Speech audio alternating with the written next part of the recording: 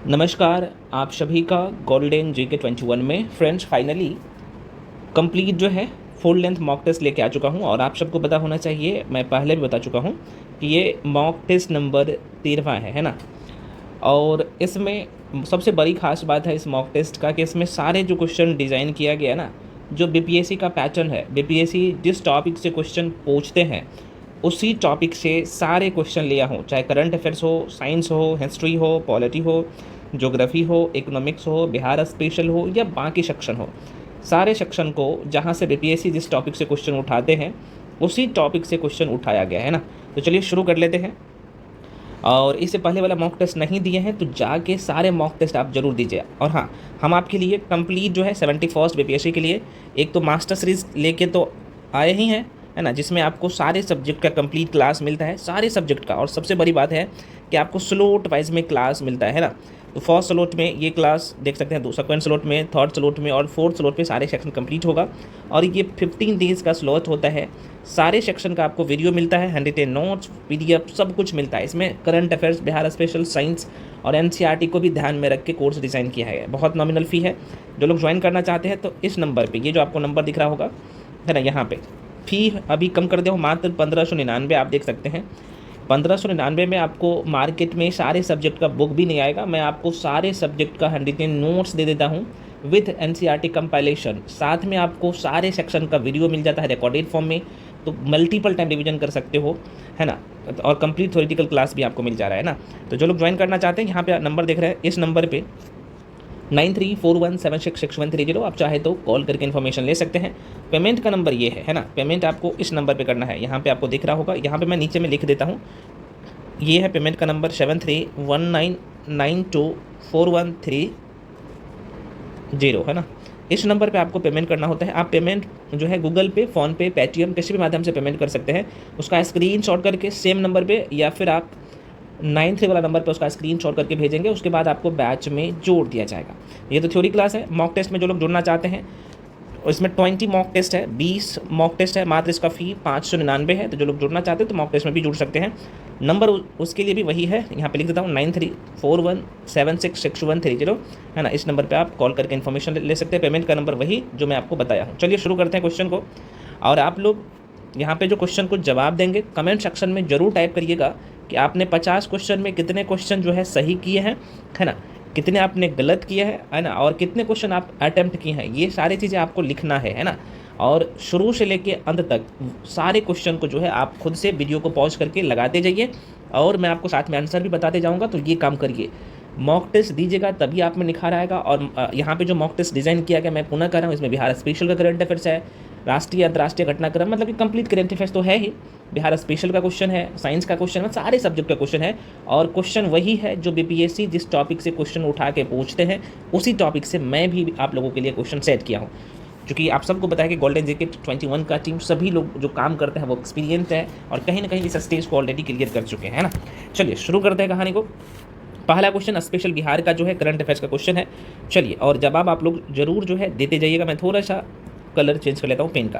पहला क्वेश्चन है निम्नलिखित में, और हाँ, आप लोग वीडियो को ज़्यादा से ज़्यादा जरूर शेयर करिएगा ताकि मैं अगला सेट प्रैक्टिस भी आप लोगों को लिए जो है लेके आऊँ। क्योंकि अगर ज़्यादा जो है रिस्पांस अच्छा नहीं रहा तो फिर कहीं ना कहीं लगता है यार ना, लोग अच्छे से रिस्पांस नहीं दे रहे, मतलब कि आप लोग अच्छे से रिस्पांस नहीं दे रहे। इसलिए आप लोग वीडियो को ज़्यादा से ज़्यादा शेयर करिए, है ना, तभी मैं 14वां टेस्ट सीरीज। और आप लोग कमेंट सेक्शन में ये भी बताइए कि आपको सप्ताह में कितने टेस्ट जो है यूट्यूब पर चाहिए, वो भी जरूर लिखिएगा सब लोग, है ना। चलिए, तो पहला क्वेश्चन है, मैं कोशिश करूंगा सप्ताह में 3 जो है अब मैं टेस्ट करवाऊँ फुल लेंथ आप लोगों के लिए। तो मेहनत कर रहा हूँ यार आप लोगों के लिए, तो आपका दायित्व तो इतना तो बनता है। और गुरु दक्षिणा में बस मैं आपको कुछ नहीं मांग रहा हूँ, बस आप वीडियो को लाइक करिए और कम से कम 2-3 ग्रुप में शेयर करिए। पहला क्वेश्चन है, निम्नलिखित में से किस राज्य ने जो है दुनिया में सबसे बड़ी मधुबनी पेंटिंग और बौद्ध भिक्षुकों की जो है परफॉर्मेंस के लिए गिनीज विश्व रिकॉर्ड में जो है अपना नाम दर्ज किया है। तो राज्य का नाम पूछा है, तो जैसे ही मधुबनी पेंटिंग आप देखते हैं तो आपके मन में ये क्वेश्चन आ रहा होगा कि अच्छा मधुबनी पेंटिंग मतलब बिहार ही होगा, है ना। जो कि मधुबनी की मैं बात कर लूँ तो बिहार का एक जिला है ना। चलो, तो आंसर तो सभी लोग सही जवाब दिए हैं, आंसर ए हो जाएगा। अब इसके बारे में थोड़ा सा समझ लें। बिहार में जो है पाटलिपुत्र स्पोर्ट्स कॉम्प्लेक्स में सबसे बड़ी मधुबनी पेंटिंग, और महाबोधि मंदिर परिसर में जो है कितने, तो ये ध्यान रखना 375 है ना, 375 बौद्ध भिक्षुओं द्वारा सबसे बड़े गायन के लिए जो है हाल ही में, तो ये ध्यान रखना, डेट भी पूछे जा सकते हैं। तो 27 अप्रैल की तिथि है ना, 27 अप्रैल 2025 को जो है 2 गिनीज वर्ल्ड रिकॉर्ड हासिल किया है। तो ये प्रश्न पूछे जा सकते हैं, कहाँ पे हुआ, तो पटना में हुआ है ना। तो ये मधुबनी पेंटिंग और बौद्ध भिक्षुओं का परफॉर्मेंस के लिए गिनीज विश्व रिकॉर्ड में अपना नाम दर्ज किया है बिहार ने। ठीक है, चलिए अगला क्वेश्चन है आपके सामने। क्वेश्चन है आपके सामने कि हालिया जारी एक रिपोर्ट के अनुसार जेलों में मुलाकातियों का डिजिटल रिकॉर्ड रखने के मामले में निम्न में कौन सा राज्य देश में अव्वल है। बहुत अच्छा क्वेश्चन है और ये भी लगातार न्यूज़ में था अभी। तो सभी लोग जो आंसर टिक करे हैं किए हैं भाई, answer D is the right answer, बिल्कुल डी सही होगा, बिहार ने। देखो भाई मैं आपको बता दूं, नवीनतम रिपोर्ट के अनुसार जेलों में मुलाकातियों का जो है डिजिटल रिकॉर्ड रखने के मामले में बिहार देश में अव्वल स्थान पर रहा है 2024-25 रिपोर्ट में देखा जाए तो। और मैं आपको बता दूं इसी दौरान बिहार की कितना, तो 59 जेलों में जो है बंद कैदियों से करीब कितना, तो ये भी डेटा हालांकि पूछे नहीं जाएगा, तो 7.21 लाख लोगों ने मुलाकात की, जिसमें 99.99 जो है 99% कितना, तो 99.99% जो है मुलाकातियों के पहले से ऑनलाइन एंट्री के बाद ही जेल परिसर में एंट्री दी गई थी। तो आप देख सकते हैं कितना बड़ा इसका योगदान रहा है। और इसमें सबसे बड़ी बात यह है कि सबसे ज़्यादा जो है मुलाकातियों ने पटना के बेऔर जेल में जो है अपने लोगों से मुलाकात किया। दूसरे नंबर पर यूपी आ जाता है, तो ये भी ध्यान रखना है। ठीक है, तो अच्छा क्वेश्चन था, प्रश्न पूछे जा सकते हैं। चलिए अगला क्वेश्चन है, मैं डिटेल में चर्चा करूंगा सारे क्वेश्चन को। हाँ, वीडियो तो थोड़ा सा बड़ा जरूर होगा क्योंकि इसमें 150 क्वेश्चन का कंपाइलेशन है। अगला क्वेश्चन है आपके सामने। क्वेश्चन है कि पटना विश्वविद्यालय छात्र संघ चुनाव के इतिहास में पहली बार महिला उम्मीदवारों ने जीत हासिल की है। तो बताएं कि पटना विश्वविद्यालय का कंपनी की फैक्ट्री था, यहाँ पे होना चाहिए पटना विश्वविद्यालय किस कंपनी का फैक्ट्री था जो 1632 में स्थापित किया गया। आपको मैं बता दूं ये क्वेश्चन कई बार जो है पूछा गया है, आप सबको बखूबी से पता भी होगा। तो तीसरा नंबर का जो आंसर आप लोग टिक कर रहे हैं डी, बिल्कुल डच ने जो है, डच कंपनी ने भारत में यूरोपीय कंपनियों का आगमन, आधुनिक भारत का इतिहास जब मैं पढ़ा रहा था बहुत अच्छे से मैं पढ़ाया हूँ। तो पटना में जो है डच ईस्ट इंडिया कंपनी जो है अपना कंपनी स्थापना करता है 1632 में बिहार के पटना में। तो यही आपसे पूछा जा रहा है। तो पटना विश्वविद्यालय छात्र संघ चुनाव के इतिहास में पहली बार जो है महिला उम्मीदवार जीत हासिल की है। चुनाव में जो है अध्यक्ष पद की मैं बात कर लूँ तो अखिल भारतीय विद्यार्थी परिषद, जिसे हम लोग शॉर्ट फॉर्म में ABVP कहते हैं, है ना, कि मैथिली मृणाली है ना, इसका नाम था भाई, यहाँ पे लिख देता हूँ, है ना, मैथिली मृणाली, है ना, यहाँ पे लिख दो पूरा नाम क्या, मृणाली ने जो है यहाँ पे जीत दर्ज कराया था। तो बहुत अच्छा क्वेश्चन है। ठीक है, चलो आगे बढ़ जाते हैं। अगला क्वेश्चन है भाई, नेक्स्ट क्वेश्चन आपके सामने। क्वेश्चन है कि श्रम संसाधन विभाग बिहार सरकार ने राज्य में पहली बार काम के आधार पर कामगारों का वर्गीकरण किया है। तो बताइए कि अति कुशल मजदूर के लिए दैनिक मजदूरी क्या निर्धारित की गई है। ये भी बहुत अच्छा क्वेश्चन है और ये कहीं ना कहीं आर्थिक समीक्षा का क्वेश्चन आपको दिख रहा होगा। तो आंसर बिल्कुल, जो लोग ए टिक कर रहे हैं बिल्कुल सही टिक कर रहे हैं, आंसर क्या हो जाएगा 654 रुपया, है ना। तो मैं आपको बता दूं श्रम संसाधन विभाग बिहार सरकार ने राज्य में पहली बार काम के आधार पर कामगारों का वर्गीकरण किया है, जिसमें कुशल और अकुशल, अर्धकुशल और अति कुशल कामगारों का वर्गीकरण किया है और उसी के आधार पर ये जो आप देख सकते हैं मजदूरी तय किया गया है। तो ध्यान रखिएगा। चलिए आगे बढ़ जाते हैं अगले क्वेश्चन पे। नेक्स्ट क्वेश्चन आपके सामने है, जवाब जरूर दीजिएगा सभी लोग। हाल ही में 113वां बिहार दिवस मनाया गया है। तो आपको बताना है कि बिहार के संबंध में कौन सा कथन असत्य है, गलत है, ये पूछ रहा है। ठीक है, तो आइए देख लेते हैं। तो भाई पहली बात आपको ये ध्यान रखना, ये सारे की पॉइंट बहुत ही महत्वपूर्ण है, ध्यान रखिएगा, आपको गलत चूज करना है। तो फ्रेंड्स मैं आपको बता दूं बिहार 1912 ईस्वी में 12वां राज्य बना था, ये बिल्कुल सही है। ठीक है, तो आपको गलत ढूंढना है। देखो बिहार 1936 में बिहार से अलग हुआ था उड़ीसा राज्य, ये भी सही है। 2000 ईस्वी में बिहार से अलग झारखंड राज्य बना था, ये भी सही है। और जो इसका मतलब अब यही गलत होगा। तो डी नंबर में बिहार दिवस 2025 का जो थीम था, जो विषय था, जल जीवन हरियाली, क्या सही है? तो नहीं, बिल्कुल गलत है। मैं आपको बता दूं बिहार दिवस, जाहिर सी बात है, बिहार की स्थापना जब हुआ था 22 मार्च को, आप सबको पता होना चाहिए। तो 22 मार्च को प्रत्येक साल बिहार का स्थापना दिवस मनाया जाता है और इस बार जो है 113वां स्थापना दिवस मनाया गया है। तो राज्य सरकार के द्वारा बिहार दिवस का कार्यक्रम का आयोजन वर्ष 2010 से ही शुरू किया गया है। आप सबको ये पता होना चाहिए, बहुत इंपॉर्टेंट लाइन है ना।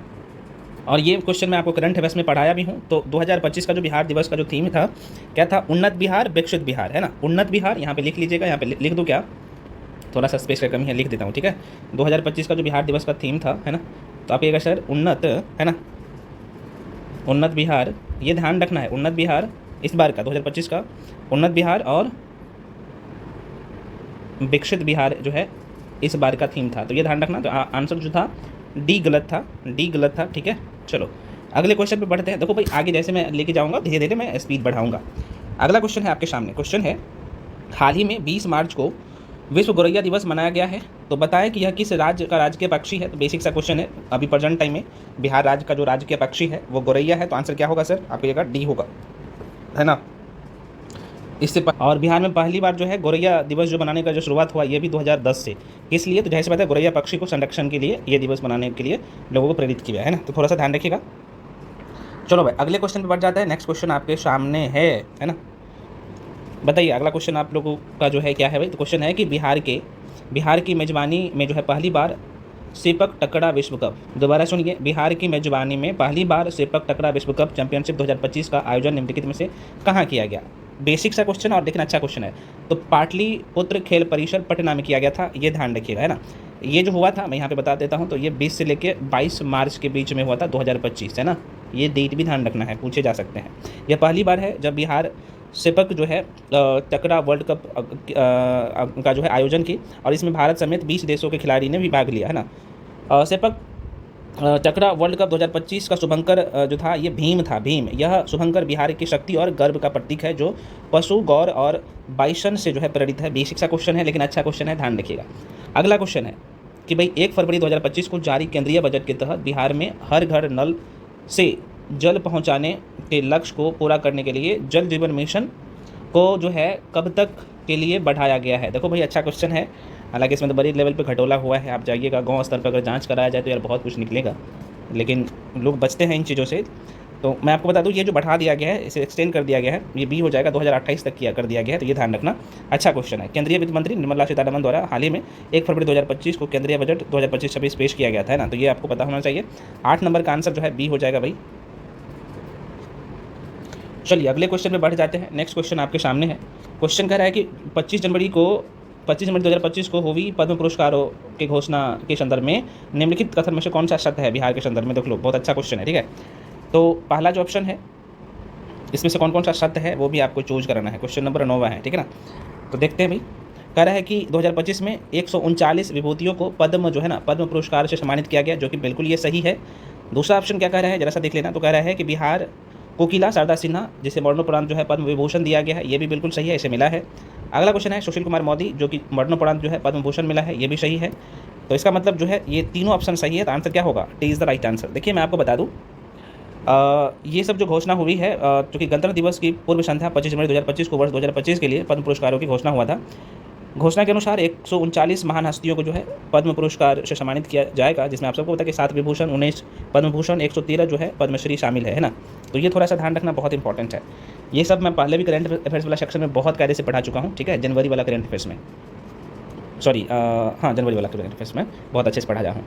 अगला क्वेश्चन है बिहार के कितने जिलों में 7 निश्चय योजना के तहत शवदाहगिरी है ना, शव को जलाने के लिए शवदाहगिरी का निर्माण किया जाएगा ना। तो बहुत अच्छा क्वेश्चन है, ये भी है 10 नंबर का बिल्कुल। ये बिहार के 35 जिलों में है ना। तो 7 निश्चय योजना के तहत जो है 35 जिलों में विद्युत शवदाहगिरी का निर्माण होगा। इसकी जानकारी आप सबको पता है कि प्रबंधन निदेशक की ओर से पटना हाईकोर्ट द्वारा दी गई थी। तो ये हालांकि पुराना करंट अफेयर्स का क्वेश्चन है 2024 का, लेकिन ध्यान रखना है पूछे जा सकते हैं, अभी न्यूज़ में था ये।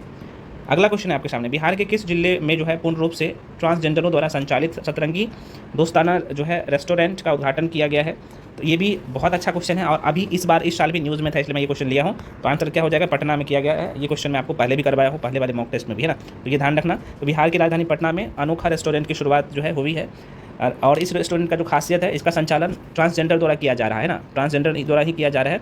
इसका नाम है सतरंगी दोस्ताना रेस्टोरेंट, नाम है सतरंगी, आप यहाँ पे देख सकते हैं, सतरंगी दोस्ताना रेस्टोरेंट नाम है ना। तो बिहार के पटना में और ट्रांसजेंडरों के द्वारा ही, ये पटना के गांधी मैदान के सामने आप देखेंगे ना, वो जो चौक है कारगिल चौक के बगल में ही है, ठीक है। चलिए अगला क्वेश्चन है आपके सामने। अब यहाँ पे साइंस का क्वेश्चन आ गया। ये बिहार स्पेशल का 10 क्वेश्चन करंट अफेयर्स का था, करंट अफेयर्स का 20 क्वेश्चन आगे भी है। तो देखो क्वेश्चन है कि लाइसोसोम होते हैं, बता सकते हैं भाई? क्वेश्चन नंबर 12 बिल्कुल ये मैं आपको बता दूँ, लाइसोसोम होते हैं तो पाचन केंद्र होता है। देखो लाइसोसोम के बारे में बात कर लूँ, बायोलॉजी में बहुत अच्छे से पढ़ाया हूँ, इसलिए मैं कह रहा हूँ कि थ्योरी क्लास बहुत इंपॉर्टेंट होता है, टॉपिक को अच्छे से कवर करना। तो लाइसोसोम पाचन केंद्र होते हैं। यह कोशिका में प्रवेश करने वाले बाह्य पदार्थों तथा कणों का पाचन करता है ना, यह कोशिका के अंत पदार्थों तथा अंगों के टूटे फूटे भागों का क्या करता है भाई, पाचित कर कोशिका को क्या करता है, तो आप कहिएगा सर कोशिका को जो है ये साफ करता है, क्या करता है भैया, साफ करता है। अच्छा, एक और प्रश्न पूछे जाते हैं कि आत्महत्या की थैली है ना, ये सब प्रश्न ना फेवरेट है बीपीएससी का, है ना। तो कोशिका की जो है आत्महत्या की थैली किसे कहा जाता है, आप सबको पता है, आत्महत्या की जो है थैली कहा जाता है, लाइसोसोम को ही कहा जाता है। लाइसोसोम का खोज किसने किया था, ये भी प्रश्न पूछे जा सकते हैं ना। तो आप कह सकते हैं सर 1958 ईस्वी में इसका खोज किया गया था। डी डीवे का नाम आपने जरूर सुना होगा ना, डी डीवे के द्वारा, है ना, डीवे के द्वारा इसका खोज किया गया था। तो बहुत इंपॉर्टेंट है। कोशिका की जो है आत्महत्या की थैली किसे कहा जाता है, तो लाइसोसोम को ही कहा जाता है। तो ये सारे की पॉइंट ध्यान रखना। अगला क्वेश्चन है ट्राइग्लिसरीन क्या है भाई, ट्राइग्लिसरीन क्या है, ट्राइग्लिसरीन क्या है, तो आप ये सर ट्राइग्लिसरीन जो है ना यह वसा होता है, क्या होता है, फैट होता है। देखिए मैं आपको बता दूं, ट्राइग्लिसरीन एक प्रकार की फैट है, वसा है, जो रक्त में पाया जाता है। ये ऐसे भी प्रश्न पूछे जा सकते हैं कि ट्राइग्लिसरीन जो है कहाँ पाया जाता है, तो ये रक्त में पाया जाता है ना। इसका मान सामान्य स्तर जो है ना 150 mg है ना, mg होगा, mg पर dl होता है, उससे कम होता है, जबकि 200 mg पर dl से ज़्यादा स्तर उच्च होता है। तो ऐसी वसा की मात्रा जब रक्त में ज़्यादा हो जाती है तो विशेषकर महिलाओं में तो कोरोनरी जो आर्टरी होता है ना, कोरोनरी आर्टरीज नामक डिजीज़ का खतरा बढ़ जाता है। तो ये भी प्रश्न पूछे गए हैं, तो थोड़ा सा ध्यान रखना। तो ये ट्राइग्लिसरीन क्या है, तो आप कह सकते हैं, आपको पता है कि ये वसा का ही, फैट का ही एक प्रकार है, ठीक है। चलो, खासतौर पर जो मोटे लोग में ये होता है, जो फैटी मैन होता है या फैटी फीमेल होता है ना, मेल या फीमेल। अगला क्वेश्चन है भाई, मेंडल के आनुवंशिकता का सिद्धांत किस पर आधारित है, ठीक है। मेंडल में बोला हूँ, बहुत अच्छे से बायोलॉजी के क्लास किए होंगे तो आप जवाब दे रहे होंगे ना। तो बताइए 14 का आंसर बिल्कुल, जो लोग सी दे रहे हैं आंसर सही दे रहे हैं, answer C is the right answer, ठीक है। देखिए मेंडल के जो है आनुवंशिकता का सिद्धांत लैंगिक जनन पर जो है आधारित है। किस पर आधारित है सर, लैंगिक जनन पर आधारित है। वे लक्षण जो पीढ़ी दर पीढ़ी संचरित होते हैं उसे हम लोग क्या कहते हैं, आप ये सर जेनेटिक्स कहते हैं, आनुवंशिकता कहते हैं। इसके अध्ययन को हम लोग क्या कहते हैं, जेनेटिक्स कहते हैं या आनुवंशिकी कहते हैं। आनुवंशिकता की जो है सर्वप्रथम जानकारी ऑस्ट्रिया के जो है निवासी थे ग्रेगर जॉन मेंडल। मेंडल का नाम आपने जरूर सुना होगा, ये क्वेश्चन भी कई बार पूछे गया था। ग्रेगर जॉन मेंडल के द्वारा जो है सर्वप्रथम दिया गया था। ये भी प्रश्न पूछे जाते हैं। और इन्होंने अपने प्रयोग में कौन सा पौधा लिया था, तो जो है ना ये मटर का पौधे का प्रयोग किया था, और इसका सिद्धांत लैंगिक जनन पर आधारित है। तो ये बहुत इंपॉर्टेंट लाइन है। तो खासतौर पे मेरे साथ जो मॉक टेस्ट करेंगे तो ये टॉपिक ही लगभग आपका कवर होते जाएगा। मैं पुनः कह रहा हूँ, मैं वही टॉपिक से क्वेश्चन उठाया हूँ जहाँ से बीपीएससी उठाते हैं, ठीक है। चलो, बहुत मेहनत किया जाता है आप लोगों के लिए, तो आप लोगों का कम से कम ये दायित्व बनता है कि यार कम से कम वीडियो को शेयर करिए, लाइक करिए। अगला क्वेश्चन है कि यहाँ पे क्रॉसिंग ओवर क्या होता है, है ना, बताइएगा। क्रॉसिंग जो है ओवर में क्या होता है, बता सकते हो 15 का। बिल्कुल, ये क्रॉसिंग ओवर में जो लोग सी टिक कर रहे हो, सही कर रहे हो, है ना, आनुवंशिक सामग्री का आदान प्रदान होता है इस समय, इस टाइम पीरियड में, है ना। तो क्रॉसिंग आवर में जो है आनुवंशिक सामग्री का आदान प्रदान होता है। यह ऐसी प्रक्रिया है जिसमें एक गुणसूत्र पर स्थित जीन्स का एक समूह समजात गुणसूत्र पर स्थित समजात जीनों के समूह द्वारा क्या होता है, तो स्थान जो है ये बदलता है ना, परिवर्तन कर लेता है। तो इसे ही हम लोग क्या कहते हैं, क्रॉसिंग आवर कहते हैं, है ना। उदाहरण के तौर पर अगर मैं बात करूँ, जैसे माता पिता के गुणों का संतान में जो स्थानांतरण होता है, तो ये इसी के कारण होता है। तो ये थोड़ा सा ध्यान रखना, आनुवंशिक सामग्री का आदान प्रदान होना। देखो इसका शब्द बहुत ही एनसीईआरटी का लाइन है ना, NCERT, इसलिए मैं कह रहा हूँ कि NCERT मस्ट है, देख सकते हैं। अगला क्वेश्चन भाई आपके सामने क्वेश्चन कह रहा है कि जीव विकास एवोल्यूशन का सर्वप्रथम किसने समझाया था। क्वेश्चन आसान है, मुझे पता है कि आप सभी लोग जवाब दे देंगे। लेमार्क ने समझाया था। जो लोग लेमार्क को जान रहे हो तो जाहिर सी बात है आप आंसर टिक किए होंगे। कोई बात नहीं भी जान रहे तो आज के बाद जान जाइएगा, मैं आपको बता देता हूँ। देखो जीव विकास को सर्वप्रथम जो है, जीव विकास को मैं क्या बोल रहा हूँ, जीव विकास को सर्वप्रथम, मैं लिखूंगा नहीं, लिखूंगा तो बड़ी लंबा वीडियो हो जाएगा ना। तो जीव विकास को सर्वप्रथम लेमार्क ने जो है समझाने का प्रयास किया। इसका सिद्धांत लेमार्कवाद नाम से भी जाना जाता है। लेमार्क की मैं बात कर लूँ तो यह फ्रांसीसी वैज्ञानिक थे। इनके अनुसार जीवों के आंतरिक बल में जीवों के आकार को बढ़ाने की प्रवृत्ति होती है। जैसे इनके अनुसार जैसे जिराफ की गर्दन लंबी इसलिए हुई क्योंकि वह ऊंचे पेड़ों की पत्तियां खाता था, है ना। ये किसका था, कहना था, तो आप ये सर लेमार्क का। ये प्रश्न पूछे जाता है, ऐसे क्वेश्चन आता है ना, तो ध्यान रखिएगा। अब डार्विनवाद से भी प्रश्न पूछे जाते हैं, तो डार्विनवाद की मैं बात कर लूँ तो इन्होंने विकासवाद का परिभाषा दिया था, है ना। जबकि न्यूटन और आइंस्टीन की मैं बात कर लूँ तो इन दोनों जो है भौतिक विज्ञान से जुड़े हुए व्यक्ति हैं। लेमार्क के सिद्धांत को ये उपार्जित या उपार्जी लक्षण की जो है वंशानुगति का सिद्धांत भी कहा जाता है। तो ये भी प्रश्न कई बार पूछ लेते हैं, माइंड में रखिएगा। मैं इसलिए कह रहा हूँ कि थ्योरी वाला क्लास का कंसेप्ट आपका अच्छा होना चाहिए। नहीं है तो भाई अभी कर लो, अभी आपके पास लगभग 60 दिन है। चलिए अगला क्वेश्चन है, निम्नलिखित में से कौन सा मनुष्य में जो है अवशेषी, आप देखो ये बहुत इंपॉर्टेंट क्वेश्चन है। निम्नलिखित में कौन सा मनुष्य में जो है अवशेषी, मतलब कि इंग्लिश में अवशेषी को वेस्टिजियल अंग का नहीं है, ये पूछा है कि भाई नहीं है, पूरा पढ़ना है क्वेश्चन को। निम्नलिखित में से कौन सा जो है मनुष्य में अवशेषी मतलब कि वेस्टिजियल अंग नहीं है। आप देखो ये क्वेश्चन जवाब दीजिएगा, मुझे पता है। और आप लोग जब क्वेश्चन का जवाब देंगे तो नंबर लिखिए, जैसे 17 का ए होगा या बी होगा तो पहले टाइप करिएगा, है ना, उसके बाद आंसर देखिएगा। तो बिल्कुल जो लोग सी टिक कर रहे हो बिल्कुल सही है। आंसर क्या होगा सर? सी होगा। देखिए सामने वाले चपटे दांत जो इंसीजर होता है, कृदंत होता है ना। तो देखिए अवशेषीय अंग किसे कहते हैं, पहले तो आपको ये पता होना चाहिए। देखिए अवशेषीय अंग वे अंग होते हैं जो पूर्व में क्रियाशील थे परंतु अनुकूलन के कारण अब जो है चलन में नहीं है, आपको पता होना चाहिए। तो खास तौर पे मनुष्य में पाए जाने वाले अवशेषीय अंग इस प्रकार है, जैसे निक्टेटेंडिंग पर्दा है ना, कर्णपाली जो कान में होता है ना, आप सबको पता होना चाहिए। वर्मी फॉर्म होता है ना। ये कई सारे हैं जो कि कहीं ना कहीं हमारे शरीर में कह सकते हैं विलुप्त हो गया है ना। अंदर में तो है लेकिन विलुप्त हो गया, उसका हम लोग यूज में नहीं है ना। तो उसे ही हम लोग क्या कहते हैं? अवशेषी, है ना। तो ये ध्यान रखना। तो आपसे पूछा कौन नहीं है, तो देखो ये इंसीजर तो है, बाकी ये सब नहीं है ना। ये मैं आपको ऑप्शन बता दिया। अब अगला क्वेश्चन है भाई, रे फंगी है क्या है, जैसे रे फंगी कहते हैं। रे फंगी क्या है भाई, बता सकते हो? 18 नंबर का जो लोग ए टिक कर रहे हो बिल्कुल सही है। ये जो है तो देखो भाई एक्टिनोमाई जो सेटेस होता है ना, यह एक तरह से कवक का ना जाल होता है। तो ये थोड़ा सा ध्यान रखना, जिसे हम लोग फंगी रे फंगी कहते हैं। तो इसके बारे में बात कर लूँ तो मतलब कि रे कवक को जो है एक्टिनोमाइसेटस भी कहा जाता है। वे संकीर्ण कवक के जो तंतु होते हैं ना, उससे मिलकर एक कवक जाल बनाते हैं और वे कवक और बैक्टीरिया दोनों के लक्षण दिखाते हैं ना। तो ये कई बार प्रश्न पूछ लेते हैं, बहुत अच्छा क्वेश्चन है, डिजीज़ वाले चैप्टर में मैं आपको पढ़ाया हूँ। अगला क्वेश्चन है भाई आपके सामने। क्वेश्चन है कि मधुमक्खी कॉलोनी के सदस्य एक दूसरे को किस प्रकार पहचानते हैं, ठीक है। ये बीपीएससी का क्वेश्चन पूछा गया है, 19 नंबर का। बता सकते हो कैसे पहचानते हैं मधुमक्खी एक दूसरे को? बिल्कुल जो लोग आंसर ए टिक कर रहे हो गंध से, बिल्कुल सही है, ठीक है। तो मधुमक्खी कॉलोनी में सदस्य को जो है एक दूसरे को गंध से पहचानते हैं। मधुमक्खियाँ कॉलोनी की रक्षा के दौरान एक दूसरे को खोजने और आसानी से पहचानने के लिए मैं आपको बता दूं, यह जो है फेरोमोन्स का उपयोग करती है। फेरोमोन्स है ना, वो अपने शरीर से निकालती हैं, उसको उपयोग करती हैं और प्रत्येक छत्ते की जो है अपनी अनूठी गंध होती है। तो ये भी ध्यान रखिएगा, जिससे मधुमक्खी जो सदस्य होता है उनके परिवार का सदस्य, तो ये उसके सुगंध से पहचानते हैं। ये बहुत इंपॉर्टेंट है। अगला क्वेश्चन है आपके सामने कि पौधे का कौन सा भाग फूल बनाने का जो है उद्दीपन ग्रहण करता है।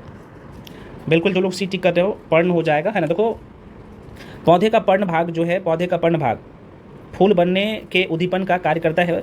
तना का वह भाग जो प्रकाश की ओर वृद्धि करता है। जड़ पौधे का जो है अवरोही भाग है जो मूलांकर से जो है विकसित होता है। तो पौधे में शाखा का कार्य जो है फ्लोएम की मदद करना है। पौधे में जाइलम द्वारा जल तथा फ्लोएम द्वारा जो है पत्तियों द्वारा बनाए गए भोजन को जो है पौधे के अन्य भागों में पहुंचाते हैं। तो ये कई बार ये सभी लाइन से प्रश्न पूछे जाते हैं, ध्यान रखिएगा। अगला क्वेश्चन है निषेचन के बाद बीज जो है आवरण विकसित होता है, बताइएगा। 21 का बिल्कुल डी हो जाएगा, भ्रूण बैग से, है ना। देखिए मैं आपको बता दूँ, निषेचन के बाद से विकसित होते हैं ये, है ना। और बीज आवरण जो है ना भ्रूण बैग से निषेचित जो है बीजांड जो लैंगिक प्रजनन का अंतिम उत्पाद होता है, तो बीज के रूप में ये जाना जाता है। तो यहाँ से प्रश्न पूछ लेते हैं, माइंड में रखिएगा। अगला क्वेश्चन है भाई, मेंडलीव के समय कुल ज्ञात तत्वों की संख्या, टोटल एलिमेंट की संख्या कितना था, है ना। अभी तो प्रेजेंट टाइम में जो है केमिस्ट्री का क्वेश्चन है, तो अभी तो 118 एलिमेंट है। हालांकि कई सारे और एलिमेंट है, लेकिन जो आवर्त सारणी में 118 ही तत्व को रखा गया, आप सबको पता होना चाहिए ना। तो मेंडलीव के समय पूछा जा रहा है। देखो 22 नंबर का क्वेश्चन बिल्कुल 63 था। तो मेंडलीव के समय कुल ज्ञात तत्वों की संख्या 63 थी। उस समय अक्रिय गैस, हीलियम, नियॉन, आर्गन इत्यादि की जानकारी नहीं थी। मेंडलीव ने तत्कालीन ज्ञात 63 तत्वों में 6 जो है क्षैतिज और 8 जो है ऊर्ध्वाधर कॉलमों का जो है सारणीबद्ध किया था। तो ये बेसिक बात है। अभी प्रेजेंट टाइम में जो है तत्वों की संख्या 118 है। केमिस्ट्री में हम लोग पढ़े हैं, ठीक है। तो आगे मैं चर्चा करूँगा, क्वेश्चन आएगा तो। चलिए अगला क्वेश्चन आपके सामने है, भौतिक परिवर्तन का एक उदाहरण है, बताइएगा। भौतिक परिवर्तन का एक उदाहरण है, तो इसका बिल्कुल डी हो जाएगा। भौतिक परिवर्तन रासायनिक जो मिल जाए, मैं इसका बहुत अच्छा से ट्रिक बताया हूँ, है ना। क्या ट्रिक बताया हूँ भौतिक परिवर्तन और रासायनिक परिवर्तन में भाई? जो मिल जाए वो भौतिक परिवर्तन और न मिले रासायनिक परिवर्तन। अपनी अवस्था में पुनः आ जाए भौतिक परिवर्तन, अगर अपनी अवस्था में पूर्ण तरीके से नहीं आएगा तो वो रासायनिक परिवर्तन होता है। मैं एक पे एक ट्रिक से आपको ये सारी चीज़ें समझाया हूँ, इसलिए मैं कह रहा हूँ कि थ्योरी क्लास करो और ये चीज़ें मॉक टेस्ट दोगे तब समझ में आएगा कि मॉक टेस्ट का कितना बड़ा योगदान रहता है एग्जाम में। अच्छा ये क्वेश्चन आपको मैं नहीं बताया हूँ क्या? Just wait. ये क्वेश्चन फ्रेंड्स मैं बताया हूँ ना कि जब, एक मिनट मैं रिपीट कर दे रहा हूँ यार, ये क्वेश्चन शायद मुझे लगता है कि म्यूट हो गया था क्या, है ना। ये क्वेश्चन मैं पुनः रिपीट कर दे रहा हूँ। क्वेश्चन था कि जब सांद्र मतलब कि HNO3 जिसे फास्फोरस के साथ अभिक्रिया करता है तो क्या कहलाता है? तो ये हम ढेर से बात हम लोग कैसे कहते हैं, क्या कहते हैं आप, ये सर फास्फोरिक अम्ल से कहते हैं। और इसका फास्फोरिक अम्ल का जो फार्मूला होता है आप देख सकते हैं, H3PO4 होता है, ये फास्फोरिक अम्ल का फार्मूला होता है।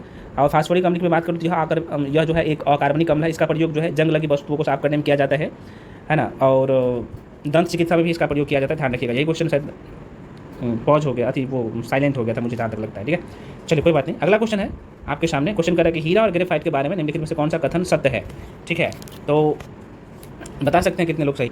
हीरा और ग्रेफाइट के बारे में देखो, हीरा जो है ना हीरा जो है ताप और विद्युत का कुछ चालक होता है। हीरा क्या होता है, यहाँ पे मैं लिख देता हूँ, हीरा जो है, यहीं पे लोग गलती कर देते हैं। हीरा जो है किसका, तो ताप और विद्युत का क्या होता है, किसका, तो आप सर विद्युत का कुछ चालक होता है। क्या होता है, कुछ चालक, बेड कंडक्टर होता है, कु चालक होता है, ये ध्यान रखना है। जबकि ग्रेफाइट विद्युत का क्या होता है, ग्रेफाइट क्या होता है, विद्युत का सुचालक होता है, गुड कंडक्टर होता है ना, सुचालक होता है ना, इसमें विद्युत प्रवाहित होता है।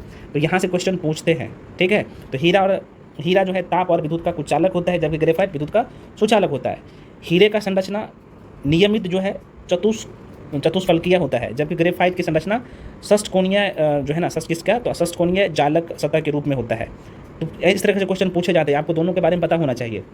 यह सभी पदार्थों में अधिक कठोर तथा कांच को जो है आसानी से काट देता है। कौन, तो ग्रेफाइट। जबकि हीरा काट देता है कांच को। हीरा जो है, हीरा को कांच से काटा जाता, कांच को काटा जाता है हीरा से, बल्कि ग्रेफाइट से नहीं। ग्रेफाइट तो मुलायम होता है, जो कि पेंसिल में भी आपने देखा होगा, काला काला जो लगा रहता है ना, नीब्स के रूप में आप देखेंगे तो वो ग्रेफाइट है ना। तो जबकि ग्रेफाइट राख के रंग का मुलायम रावेदार ठोस पदार्थ होता है। तो आपने प्रश्न में देख लिए कौन कौन सा आंसर, आप जब दोनों के बारे में आपने समझ लिया तो आंसर आप आराम से दे सकते हो। तो कह रहा है कि उनके पास समान क्रिस्टल संरचना होता है, बिल्कुल नहीं होता है। उनकी विद्युत चालकता समान होती है, नहीं होता है, दोनों अलग अलग है। उनके पास समान डिग्री का कठोरता होता है, नहीं होता है। अच्छा, गलत पूछा था क्या, यहाँ पे ऑप्शन में होना चाहिए इनमें से कोई नहीं। ठीक है, कोई सही नहीं है, यहाँ पे लिख देता हूँ भाई, कोई सही नहीं है। ठीक है, सभी गलत है, एक से अधिक गलत है। अच्छा, गलत एक से अधिक है, लेकिन पूछा था कौन सा सही है, तो सही तो एक भी नहीं था। यही पूछा था ना कि हीरा और ग्रेफाइट के बारे में निम्नलिखित में से कौन सा कथन सत्य है, तो कोई भी सत्य नहीं है। ठीक है, चलो भाई इसे काट सकते हो। इसके बारे में बता भी दिया हूँ शायद, दोनों के बारे में। मैं PDF दूंगा ना, तो आप एक बार रिवीजन कर लेना खुद से, मैं बार बार कह रहा हूँ। सोडा पानी के प्रमुख गैस होता है, बता सकते हो भाई 29 नंबर का, बिल्कुल एक कार्बन मोनोऑक्साइड होता है। कई बार ये क्वेश्चन पूछा जाता है, ध्यान रखना। तो इस क्वेश्चन में ये जो क्वेश्चन भाई कह रहा है सोडा पानी का प्रमुख गैस होता है, तो ये बी होगा, है ना। कार्बन डाइऑक्साइड होता है, मेरे माइंड से निकल गया था, कोई बात नहीं। तो सोडा वाटर पानी को जो है कार्बोनेट वाटर भी कहते हैं, है ना। इसमें मिनरल वाटर में जो है सोडियम बाइकार्बोनेट घुला होता है। सोडा वाटर बोतलों में विशेष दाब की स्थिति में कार्बन डाइऑक्साइड इंजेक्ट करके बनाया जाता है। तो ये थोड़ा सा ध्यान रखना। तो कार्बन डाइऑक्साइड होता है, दोबारा सुनिए, कार्बन डाइऑक्साइड होता है। ये क्वेश्चन कई बार पूछे जाते हैं, है ना, कि सोडा पानी में क्या होता है। सोडा पानी को हम लोग किस नाम से और जानते हैं, तो आप कह सकते हैं सर सोडा वाटर, है ना, जिसे कार्बोनेट वाटर भी कहते हैं, ये ध्यान रखना। तो सोडा वाटर में प्रमुख गैस कार्बन डाइऑक्साइड होती है, कार्बन डाइऑक्साइड होता है। अच्छा क्वेश्चन है, माइंड पर रखिएगा। अगला क्वेश्चन है भाई कि स्टील को कठोरता प्रदान करने के लिए बढ़ाई जाती है, उसमें क्या बढ़ाया जाता है ना। तो जाहिर सी बात है, अगर स्टील में कठोरता लाना है तो कार्बन की मात्रा बढ़ाया जाएगा, है ना। चलो ये क्वेश्चन 2 बार टाइप हो गया है, कोई बात नहीं। स्टील की कठोरता बढ़ाने के लिए तो कार्बन की मात्रा बढ़ाया जाएगा, है ना। तो आंसर ए हो जाएगा। देखिए, इस बात के साथ उचित मात्रा में कार्बन मिलाकर स्टील की आवश्यकता, कठोरता, तन्यता और भंगुरता बढ़ाई जाती है ना, कार्बन को मिलाया जाता है। तो स्टील का उत्पादन ढलवा लोहा और पितवा लोहा दोनों से ही किया जाता है। तो ढलवा लोहा में कार्बन की मात्रा घटाई जाती है, क्योंकि ढलवा लोहा देखा जाए तो वो बहुत लचीला होता है। और पितवा लोहा में क्या होता है, तो कार्बन की मात्रा बढ़ाया जाता है। इसमें विशेष गुण लाने के लिए कार्बन, निकेल, मैग्नीज, टंगस्टन मिला दिए जाते हैं। स्टेनलेस स्टील एक मिश्र धातु है, जो स्टील में देखा जाए तो 15 से 20% क्रोमियम और 8 से 10% निकेल मिलाकर जो है तैयार किया जाता है। तो ये बेसिक सा क्वेश्चन है भाई, हम लोग पढ़ चुके हैं बहुत अच्छे से। चलो अब यहाँ पे देखो, तापक्रम का ऐसा मात्रक, अभी मैं कुछ दिन पहले ही फिजिक्स का टॉपिक पढ़ाया हूँ बहुत कायदे से, हीट एंड टेम्परेचर का। अगर अभी क्वेश्चन आप गलत करोगे तो मैं बोलूँगा कि भाई आप तो इसका मतलब मन से पढ़ाई नहीं करते हो। बता दो इसका, ये हो जाएगा भाई, ताप का ऐसा मात्रक केल्विन होता है ना, बताया हूँ बहुत कायदे से। तो तापक्रम का ऐसा मात्रक केल्विन है। ताप को सेल्सियस ताप मापने का पैमाना है ना, आपको पता होना चाहिए केल्विन। और इसे जो है सेंटीग्रेड पैमाना भी कहते हैं। सेल्सियस पैमाना 0 से लेके, इसका जो डिजिट रहता है 0 से लेके 100 डिग्री, 0 डिग्री से लेकर 100 डिग्री तक मेंशन रहता है। बहुत कायदे से मैं आपको विद डायग्राम से समझाया हूँ। फ़ारेनहाइट भी तापमान मापने का एक पैमाना है, जिसका न्यूनतम मान 32 डिग्री होता है और अधिकतम मान कितना होता है फ़ारेनहाइट का। तो आप कहिएगा सर फ़ारेनहाइट का न्यूनतम 32 कितना, तो 32 डिग्री, और मैक्सिमम जो मान होता है 212 डिग्री फ़ारेनहाइट होता है ना। तो पानी जो है फ़ारेनहाइट में कितने पे उबलने लगता है, तो आप अगर सेल्सियस में पूछा तो 100 डिग्री सेल्सियस पर, और फ़ारेनहाइट में पूछा जाए तो 212 फ़ारेनहाइट पर। तो ये एक दूसरे से सब लिंक है, मैं पहले भी बता चुका हूँ ना। आगे बढ़ते हैं अगले क्वेश्चन पे। 1 सेकेंड दोलक, ये भी चैप्टर में पढ़ा चुका फिजिक्स में। 1 सेकेंड दोलक को रॉकेट में माउंट किया जाता तो इसका दोलन काल बढ़ेगा या घटेगा? यदि रॉकेट क्या होगा तो ये ऑप्शन में आपके है उसमें। तो भाई इसका आंसर क्या हो जाएगा? ऊपर की ओर समान वेग वृद्धि से बढ़ता है। ठीक है, अगला क्वेश्चन आपके सामने। MRI मशीन का नाम सुना होगा, MRI। कई बार तो इसका डायरेक्टली फुल फॉर्म भी पूछ लिए जाते हैं। तो MRI मशीन में किस प्रकार की तरंग, है ना, अभी मैं तरंग पढ़ाया हूँ बहुत अच्छे से, है ना, वेव चैप्टर पढ़ाया हूँ, तो देखो क्वेश्चन भी है इसमें।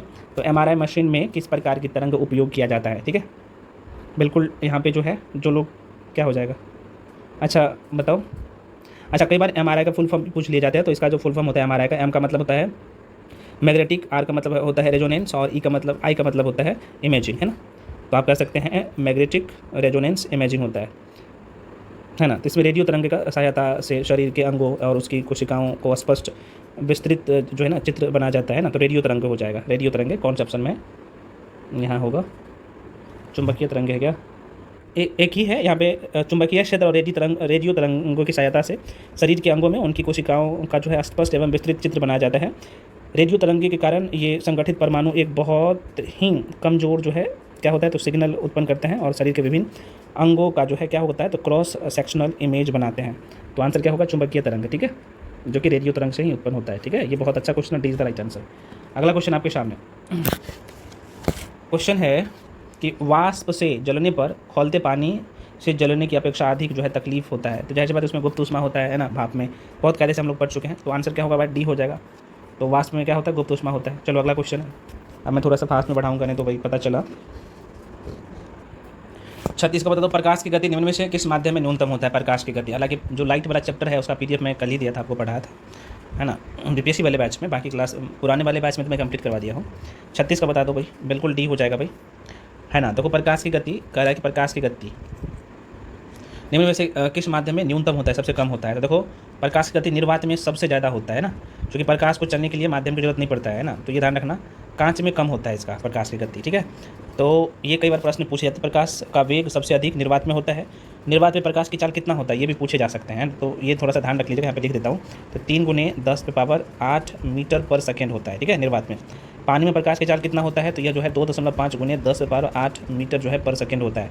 ये भी प्रश्न पूछ लेते हैं। ठीक है, ध्यान रखना, ये क्रम में अवरोही क्रम में आपको सजाने के लिए दिया जाए, तो ये ध्यान रखना होता है आपको।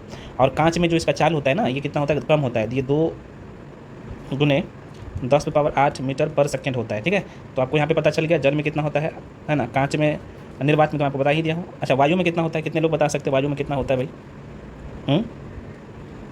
आप लोग कमेंट सेक्शन में कमेंट करके बताइएगा कि वायु में प्रकाश की चाल कितना होता है ना, कितना जो है कितना मीटर पर सेकेंड होता है। ठीक है, आप लोग जरूर बताइएगा। हाँ, तो इसका आंसर क्या हो जाएगा? कितने लोग बताए? बिल्कुल डी हो जाएगा, कांच हो जाएगा। वायु में बता देना भाई, है ना। हालांकि मैं क्रम बता देता हूँ, क्रम भी बता दूँ क्या? तो देखो निर्वात में सबसे ज़्यादा होता है। निर्वात में पहले नंबर में निर्वात आ जाएगा। ठीक है, यहाँ पे लिख ही देता हूँ, आप ये तो देख लिए ना, एक बार मैं लिख देता हूँ।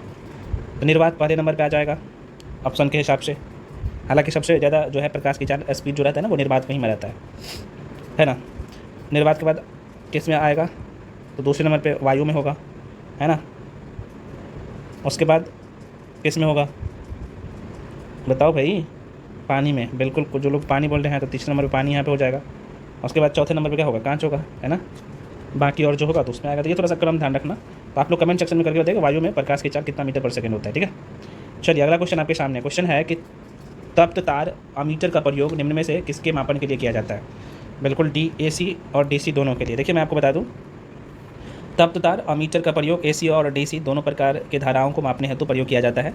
अमीटर जो है एक ऐसी युक्ति है जिसका उपयोग किसी भी परिपथ में प्रवाहित धारा को मान ज्ञात करने के लिए या फिर मापने के लिए किया जाता है। यह अत्यंत कम प्रतिरोध वाली युक्ति है। इसकी सहायता से धारा मापन करने के लिए इसको परिपथ में हमेशा श्रेणी का क्रम में लगाया जाता है ना। तो ये बेसिक सा क्वेश्चन था। आगे बढ़ जाते हैं। सब क्वेश्चन है यहाँ पे देख सकते हैं कि सभी चुंबकीय पदार्थ अपने चुंबकीय गुण खो देते हैं जब, कौन से कंडीशन में? तो जब गर्म किए जाते हैं ना चुंबक को, तो ये अपना खो देता है चुंबकीय गुण। ठीक है, तो सभी चुंबकीय पदार्थ अपने चुंबकीय गुण गर्म किए जाने पर खो देते हैं। चुंबक को गर्म करने पर चुंबक धीरे धीरे अपनी चुंबकीय शक्ति खोते चले जाते हैं ना। तो अपनी पूर्ण चुंबकीय शक्ति को खो देता है गर्म करने पे। ये कई बार प्रश्न पूछे जाते हैं, ठीक ना, तो ये ध्यान रखना। अगला क्वेश्चन आपके सामने है कि नाभिकीय रिएक्टर में नाभिकीय विखंडन से विद्युत उत्पन्न करने के लिए साधारणतः प्रयोग किया जाने वाला जो तत्व है कौन सा है? बिल्कुल, जो लोग यहाँ पे जो टिक कर रहे हो सी यूरेनियम हो जाएगा, कई बार हम लोग पढ़ चुके हैं इसके बारे में। तो नाभिकीय रिएक्टर में नाभिकीय विखंडन से जो है विद्युत उत्पन्न करने के लिए यूरेनियम यू, यहाँ पे लिख दूँ क्या, यू 235 और यू 238 का प्रयोग किया जाता है, ठीक है ना। चलो आगे बढ़ जाते हैं अगले क्वेश्चन पे। पहला आदमी जिसने चांद पर अपना पैर रखा था। देखो बीपीएससी में स्टार्टिंग का जो क्वेश्चन पूछे जाते हैं ना, ताकि सर ऐसे आसान क्वेश्चन दे दिए, है ना, तो भाई बहुत सारे लोग यहाँ पे गलत करेंगे, मैंने समझ रहा हूँ। बताइएगा क्या होगा आंसर। बिल्कुल आंसर हालांकि नील जो है आर्मस्ट्रांग हो जाएगा, इंपॉर्टेंट है। तो नील आर्मस्ट्रांग की मैं बात कर लूँ तो ये एक अमेरिकन खगोल यात्री थे। ये चंद्रमा पर कदम रखने वाले पहले व्यक्ति थे। खगोलीय यात्री बनने से पहले ये जो है नौसेना में थे, नील आर्मस्ट्रांग, है ना। तो नील आर्मस्ट्रांग नासा के जो है अपोलो 11 का नाम आपने जरूर सुना होगा, यहाँ पे लिख देता हूँ, अपोलो 11 स्पेस मिशन में कब, तो 1969 ईस्वी में चंद्रमा पर गए थे, ठीक है। तो आपसे पूछा जाए इन्होंने चंद्रमा पर कब गया था, तो ये अपोलो मिशन के तहत, अपोलो 111 के तहत 1959 ईस्वी में चंद्रमा पर ये गए थे। अगला क्वेश्चन है भाई, ऊर्जा के विकल्प के रूप में किस स्वरूप को स्वीकारा जाता है? बहुत अच्छा क्वेश्चन है, बताओ। 41 का बिल्कुल जो लोग सी ठीक कर रहे हो सही है, हाइड्रोजन हो जाएगा। बहुत अच्छा क्वेश्चन है। देखिए ये जो क्वेश्चन है, ऊर्जा के विकल्प के रूप में हाइड्रोजन को स्वीकारा जाता है। इसलिए स्वीकारा जाता है क्योंकि इसे इको फ्रेंडली होने के साथ साथ प्रदूषण को भी जो है कम करने में सहायक करता है, प्रदूषण की कम करता है हाइड्रोजन, है ना। ईंधन के रूप में यह ग्रीन हाइड्रोजन के रूप में भी इस्तेमाल किया जाता है। तो आपसे प्रश्न पूछे जाते हैं ग्रीन हाइड्रोजन के रूप में किसे जाना जाता है, तो हाइड्रोजन को ही जानते हैं हम लोग, ठीक है, ध्यान रखना। ऊर्जा के उन सभी स्रोतों का जो है वैकल्पिक ऊर्जा कहते हैं इसे ही। जीवाश्म ऊर्जा के विकल्प है ये। उदाहरण के लिए पवन ऊर्जा, जल विद्युत, सौर ऊर्जा आदि। हाइड्रोजन को भविष्य का वैकल्पिक ऊर्जा के रूप में भी देखा जाता है। तो ये भी प्रश्न पूछे जाता है किसे जो है वैकल्पिक ऊर्जा के रूप में देखा जाता है, तो हाइड्रोजन को। बहुत अच्छा क्वेश्चन है, वेरी वेरी इंपॉर्टेंट है, मैं सारे पॉइंट बता भी दिया हूँ। अगला क्वेश्चन है भाई कि किस तत्व का परमाणु क्रमांक सदैव बराबर है? देखो भाई बहुत अच्छा क्वेश्चन, परमाणु क्रमांक मैं पूछा हूँ, ठीक है। तो मैं आपको बता दूं किसी तत्व का परमाणु क्रमांक सदैव नाभिक के विद्युत आवेश के बराबर होता है। और ध्यान रखना ये भी क्वेश्चन, तो नाभिक के विद्युत के आवेश के बराबर होता है। अच्छा क्वेश्चन क्या पूछा था, मैं थोड़ा सा एक बार बता देता हूँ। क्वेश्चन बता किसी तत्व का परमाणु क्रमांक सदैव बराबर होता है, तो ये नाभिक के विद्युत आवेश के बराबर होता है ना। ध्यान रखना किसी तत्व का परमाणु क्रमांक सदैव नाभिक के विद्युत आवेश के बराबर होता है। किसी तत्व का परमाणु के नाभिक में उपस्थित इकाई धन आवेश की कुल संख्या उस तत्व के नाभिक में उपस्थित प्रोटॉन की कुल संख्या को उस तत्व का परमाणु संख्या कहते हैं। और इसे हम लोग जाहिर सी बात है जेड से निरूपित करते हैं। बहुत अक्सर इसमें पढ़ा चुका हूँ केमिस्ट्री में। और किसी तत्व का परमाणु संख्या उस तत्व का मौलिक गुण होता है, ठीक है। तो ये ध्यान रखना, मैं आपको एटॉमिक स्ट्रक्चर जो पढ़ाया था बहुत कायदे से केमिस्ट्री में पढ़ाया हूँ, ठीक है। चलो भाई अगले क्वेश्चन पे बढ़ते हैं। अगला क्वेश्चन, निम्नलिखित नगरों में कौन सा कर्क रेखा के निकटतम दूरी पर स्थित है? अब देखो हालांकि इस तरह का क्वेश्चन बीपीएससी में बहुत रेयर केस में पूछा जाता है। ये मैपिंग का क्वेश्चन है, ठीक है, मैं बता देता हूँ। तो जब आप मैप ड्रॉ करोगे इंडिया का, ज्योग्राफी बहुत कायदे से मैं पढ़ाया हूँ, ठीक है ना, तो इसलिए देख सकते हो, अगर पढ़े रहोगे तभी क्वेश्चन को बना पाओगे आप। ये अपना प्यारा सा इंडिया का मैप है, ठीक है ना।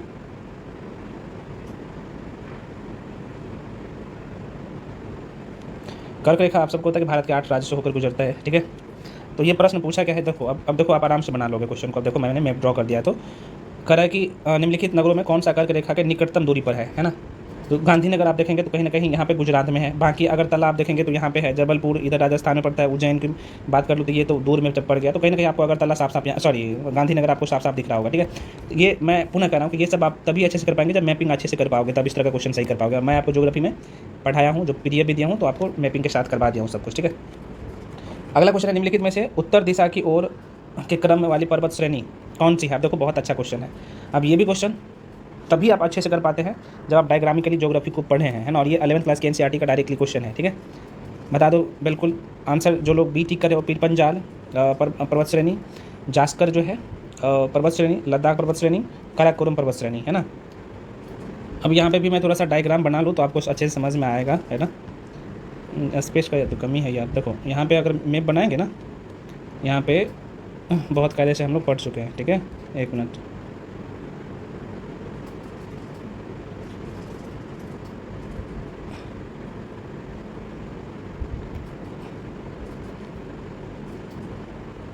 ऊपर में आप सबको पता है कि काराकोरम श्रेणी है ना। उसके बाद लद्दाख है, जास्कर है, उसके बाद सबसे नीचे में आप कहेंगे सर पीर पंजाल है। तो अब देखो ये दक्षिण से, इधर दक्षिण है, ये दक्षिण से उत्तर की तरफ ये है, या फिर उत्तर से दक्षिण की तरफ जा सकते हैं। तो कंडीशन आपको तरीका पता है ये किस सीक्वेंस में, तो आराम से बता सकते हैं। तो मैं पुनः कह रहा हूँ कि ये सब मैपिंग का क्वेश्चन है, जब आप मैपिंग अच्छे से नहीं करोगे तो फिर गलत हो जाएगा आंसर में एग्जाम हॉल में क्वेश्चन, ठीक है ना। चलो भाई आगे बढ़ जाते हैं। इसलिए ज्योग्राफी का क्वेश्चन जो भारत का भौतिक स्वरूप चैप्टर है, बहुत अच्छे से पर जाकर कंप्लीट कर लिया, क्योंकि वहाँ से इस चैप्टर से क्वेश्चन में लिया हूँ, क्वेश्चन आता है, ठीक है ना। चलिए अगला क्वेश्चन है भाई। अब अगला क्वेश्चन है आपके सामने, कह रहा है कि हिमालय में हिम रेखा निम्न के बीच होती है। अब बताओ, बिल्कुल जो लोग यहाँ पर टिक कर रहे हो, क्या मैं क्या बोल रहा हूँ, मैं बोल रहा हूँ कि भाई हिमालय में हिमरेखा निम्न में से निम्न के बीच होती है। तो देखो भाई मैं आपको बता दूँ इस क्वेश्चन का जवाब आप आराम से ढूंढ लोगे।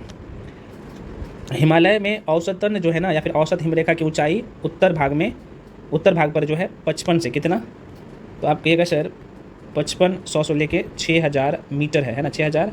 बहुत कार्य में पढ़ाया हूँ, है ना। भारत का भौतिक संरचना आप देखेंगे ना, तो 6 भागों में आप लोग बांट के पढ़ते हैं। उत्तर भारत का पर्वतीय प्रदेश जो पढ़ाया हूँ वहाँ पे मैं पढ़ाया हूँ, ठीक है। तो 55 से लेकर 6000 मीटर, और महान हिमालय के दक्षिण भाग पर कितना, तो 4500 से लेकर कितना, 4500 से लेकर 6000 में पढ़ाया था आपको ना, 6000 मीटर जो है पाई जाती है। तो इसी प्रकार पश्चिमी हिमालय की औसत तन जो हिम है, पश्चिमी हिमालय में बोला तो 5800 मीटर से लेके पूर्वी हिमालय का 4300 पाई जाती है। तो इसके हिसाब से क्या हो जाएगा भाई, ये आंसर हो जाएगा। तो क्वेश्चन देख सकते कितना इंपॉर्टेंट है।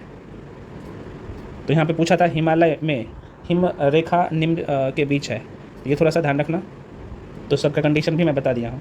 अगला क्वेश्चन है आपके सामने, ये क्वेश्चन है भाई कि यदि कोई पश्चिम से पूर्व की ओर यात्रा करे तो नीचे दिए गए विकल्पों में से जो है मिलने वाले 4 नगरों शहरों से कौन सा सही क्रम है। देखो भाई अब कहाँ से, देखो पश्चिम से, अब दिशा और उपदिशा का नॉलेज होना चाहिए, मैं कई बार बता चुका हूँ। यहाँ पे मैं एक बार लिख देता हूँ, ये उत्तर है, ये दक्षिण है, ये पूरब है, और ये पश्चिम है ना, ये पश्चिम है। और ये आप सबको पता है, ये उत्तर पूरब का नाम होगा उपदिशा है, ये पश्चिम दक्षिण का उपदिशा है, ये ये पूरब और दक्षिण का है, ये दक्षिण और पश्चिम का है, और ये उत्तर और पश्चिम का उपदिशा है, ठीक है। पढ़ा चुका हूँ, हालांकि रीजनिंग में मैं बहुत कायदे से पढ़ा हूँ, ज्योग्राफी में भी पढ़ा दिया हूँ ये। तो आपसे क्वेश्चन में क्या पूछा था एक बार आप देख लीजिए, बहुत आसान है। यदि कोई पश्चिम से पूरब की ओर यात्रा करे, पश्चिम से पूरब की ओर करता है ना, कहाँ से, इधर से पश्चिम से चलना शुरू किया, और पूरब ये है। मान लो कि इंडिया का ही मैप आप देख लो, है ना। तो इसलिए मैं कह रहा हूँ कि मैपिंग देखो कितना इंपॉर्टेंट हो जाता है। और आपको मेंस भी लिखना है तो मेंस में भी मैपिंग काम आएगा। तो इसलिए मैं कह रहा हूँ, मैं नहीं कह रहा कि एग्जैक्ट आपका मैप होना चाहिए, लेकिन इसका लोकेशन आपको पता होना चाहिए। तो इधर से जाना है आपको ना, पश्चिम से पूरब की तरफ, ठीक है फ्रेंड्स। अब आ जाओ देख लेते हैं। तो आप एक राजकोट हो गया, बड़ोदरा हो गया, बिलासपुर, देखो ऐसे भी छांट सकते हो। बिलासपुर एकदम आपको कहाँ पे दिखेगा, तो लगभग, तो बिलासपुर आपको वैसे भी दिखेगा छत्तीसगढ़ में, है ना। यहाँ पे छत्तीसगढ़ में बिलासपुर दिखेगा। राजकोट जो आपको दिखेगा, तो राजकोट आपको गुजरात में दिखेगा। तो भारत का सबसे जो पश्चिमी बिंदु है यहाँ पे, ये गुजराती है, और सबसे पूर्वी बिंदु तो अरुणाचल प्रदेश में आता है। अब देखो ये दरभंगा है, नौगांव है, ये जमशेदपुर है जो कि झारखंड में ही आता है। तो कहीं ना कहीं उससे आगे तो ये जरूर है ना। तो इस तरीके से भी चीज़ों को कर सकते हो, आराम से क्वेश्चन को फाइंड कर सकते हो, लेकिन लोकेशन पता होना चाहिए मैप पे। तो आज का आंसर क्या हो जाएगा, राजकोट, है ना, बड़ोदरा हो जाएगा, खड़गपुर हो जाएगा, बिलासपुर हो जाएगा ना क्रम में। ये पश्चिम से पूरब की तरफ है ना, ये पश्चिम से पूरब की तरफ है मैप। चलो भाई अगले क्वेश्चन में बढ़ते हैं। अगला क्वेश्चन है, मिजोरम में बस्ती स्वरूप मुख्यतः कटकों के साथ साथ रैखिक प्रतिरूप का है, क्योंकि, अब देखो ये अच्छा क्वेश्चन है। तो देखो मिजोरम की मैं बात कर लो, अच्छा 46 का बीकानेर, अलीगढ़, दरभंगा और नौगांव भी है क्या। सॉरी फ्रेंड्स, यहाँ पे चूँकि ये नौगांव ना यहाँ पे पड़ता है, असम में पड़ता है, तो ये नहीं होगा, माफ़ी चाहता हूँ, ठीक है। अब ये बीकानेर जो है यहाँ पे थोड़ा सा देख लीजिएगा मैप पे, थोड़ा सा मिस्टेक हो गया था, कोई बात नहीं, हो जाता है। तो बीकानेर राजस्थान में आप सबको पता है, यहाँ पे है। और सबसे पूर्वी बिंदु में असम यहाँ असम राज्य आप सबको पता है यहाँ पे है ना, असम। तो बीकानेर और अलीगढ़ जो है यूपी में है, यूपी यहाँ पे होगा, ये लगभग यहाँ पे यूपी है, यूपी यहाँ पे है, और दरभंगा बिहार में पड़ता है। तो ये क्रम में था। और राजस्थान, तो ये चारों तो देखिएगा, यहाँ देखो राजस्थान में ये है, ये यूपी में है, अलीगढ़, ठीक है, और दरभंगा बिहार यहाँ पे पड़ता है, और असम यहाँ पे। देखो ये क्रम में ये था, सॉरी क्रम में ये था, और ये है इतना देख सकते हैं, ये पश्चिम से पूरब की ओर, ठीक है ना। तो आंसर बी होगा, कोई बात नहीं, हो जाता है, बी होगा इसका आंसर, ठीक है। चलिए 47 का आप लोग देख लीजिए, 47 पे क्या होगा बता दीजिए सभी लोग।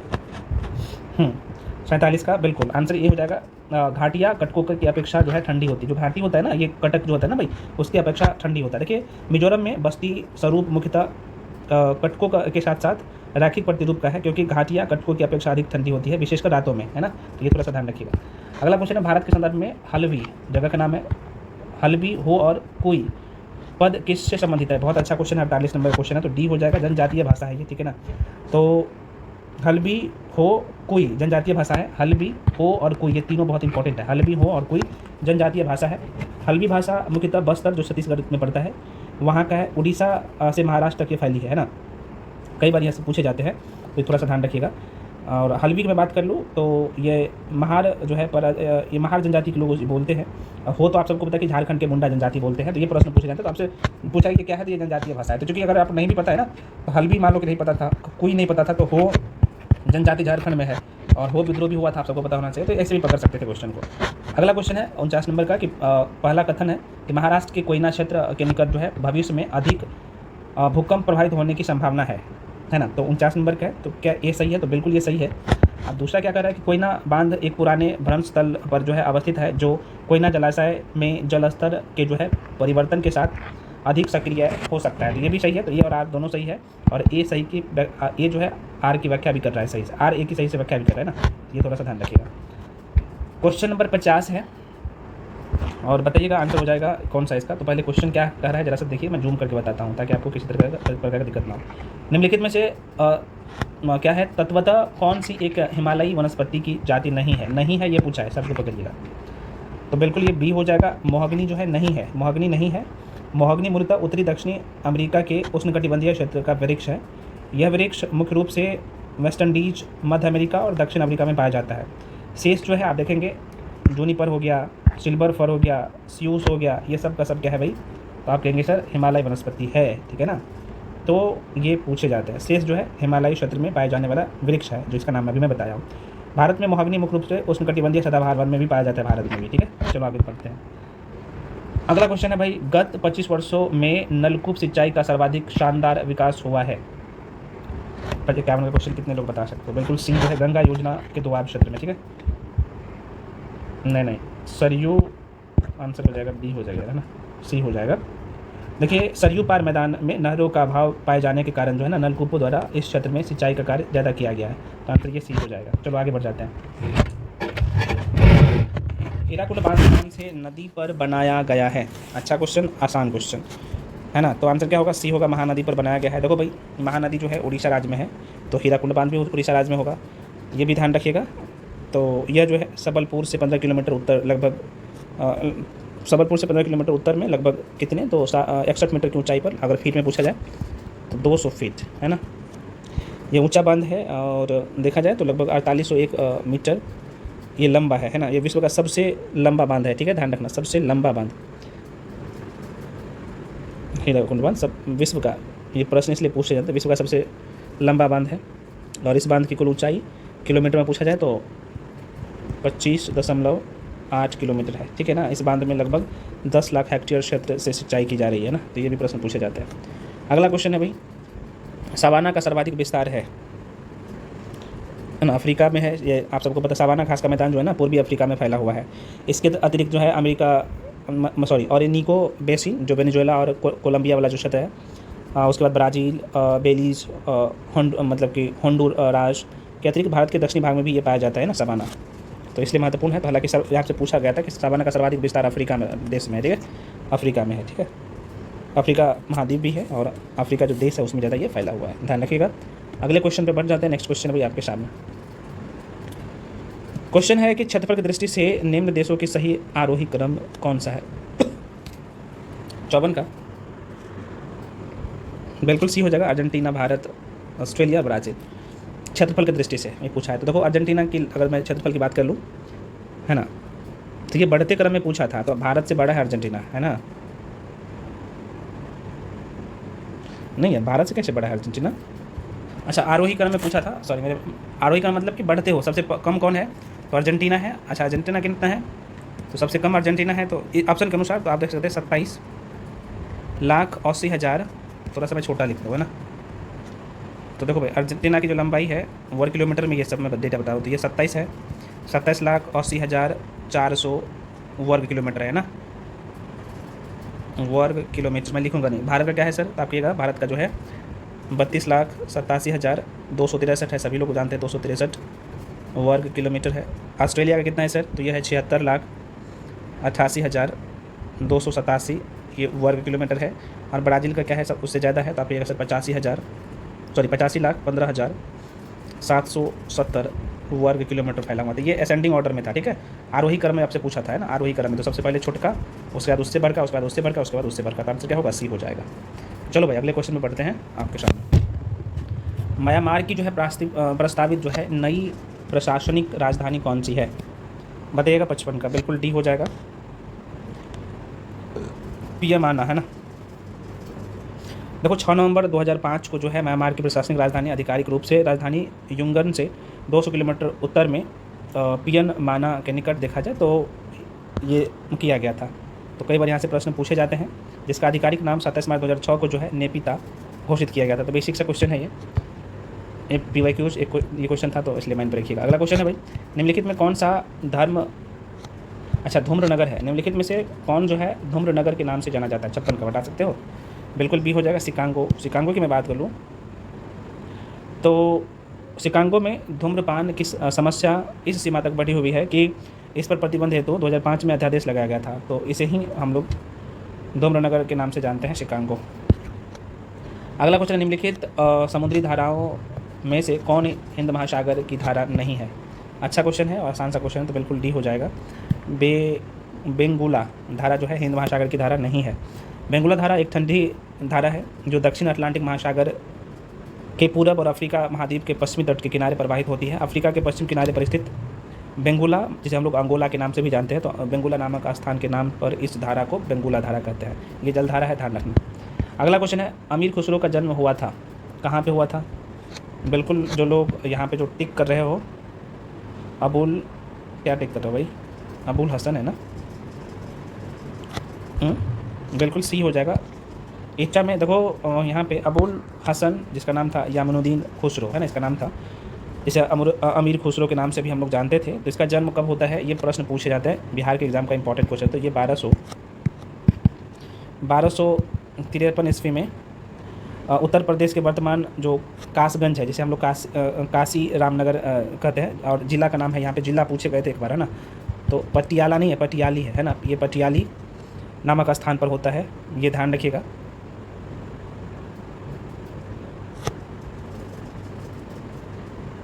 जिला का नाम पूछा जाए तो भाई कासगंज जिला ध्यान रखिए ना, कासगंज जिला जो कि काशी रामनगर के वर्तमान टाइम में है, तो सॉरी कासगंज अभी है, उस समय तक काशी रामनगर जिला जो जगह का नाम था पटियाली नामक स्थान पर हुआ था। खुसरो ने स्वयं को तोती ए हिंद कहा है ना, ध्यान रखिएगा। अच्छा अमीर खुसरो के जन्म के लिए ना अलग अलग बुक में अलग अलग है ना, तो NCERT में देखा जाए तो ये 1252 है ना, 1252 है जो मध्यकालीन भारत के NCERT है ना उसमें। और हरीशचंद्र वर्मा का जो पार्ट 1 बुक है उसमें 1253 है, तो लेकिन 1252 ही रहता है आपके ऑप्शन में भी। चलो ये 2 बार क्वेश्चन हो गया है, कोई बात नहीं। अगला क्वेश्चन है, सी हो जाएगा, इसका भी आंसर 2 बार रिपीट हो गया।